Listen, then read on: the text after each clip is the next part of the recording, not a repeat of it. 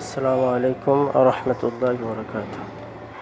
এসব হাতের লেখা সুন্দর করে আজকের চতুর্থতম ক্লাস।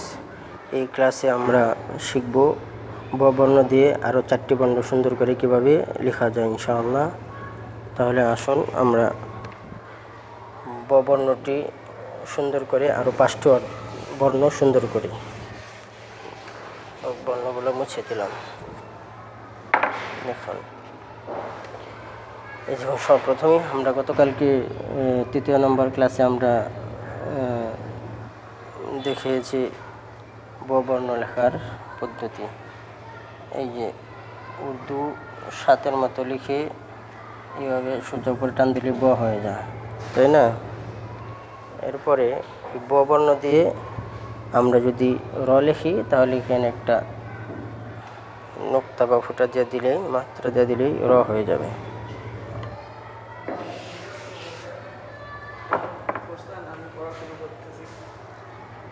এরপর ব বর্ণ দ্বারা যদি আপনি ক শিখতে চান তাহলে এইভাবে দিয়ে উপরে দিয়ে আপনি এইভাবে দিবেন, ক বর্ণ হয়ে গেছে। এরপর যদি ধ শিখতে চান তাহলে ব বর্ণ লিখে আপনি এখানে একটা কমার মতো উল্টো দিয়ে দিবেন, দ হয়ে গেছে।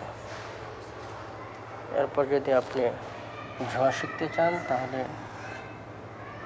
এই যে এখান থেকে টান দিতে হবে, টান দিয়ে উপরের দিকে উঠাইলে আপনি ঝ বর্ণ হয়ে যায়। ঝড় কিন্তু এখানে মাত্রা নেই, এটা খেয়াল রাখতে হবে।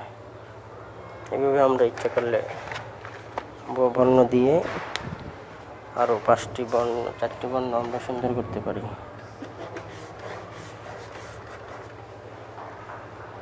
আমি আবার ব বর্ণ দিয়ে বাকি 5টা বর্ণ লিখে আপনাদেরকে দেখাচ্ছি।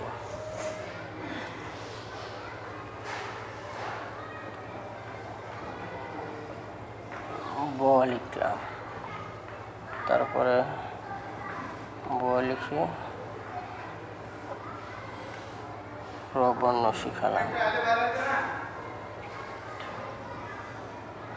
তারপরে ক দেখুন, এই যে ক দেখে এখানে শুধু এই যে অতিরিক্ত একটা আপনি গোল চিহ্ন দিয়ে দেবেন। তারপরে দেখুন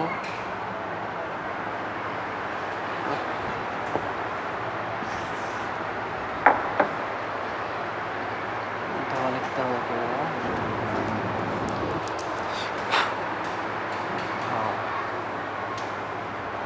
পরে টান দিয়ে এই যে এখানে একটা গোল চিহ্ন দিয়ে দিলেই ধ হয়ে যাবে। তারপরে যদি ঝ লিখতে চান তাহলে মাত্র হালকা টান দিয়ে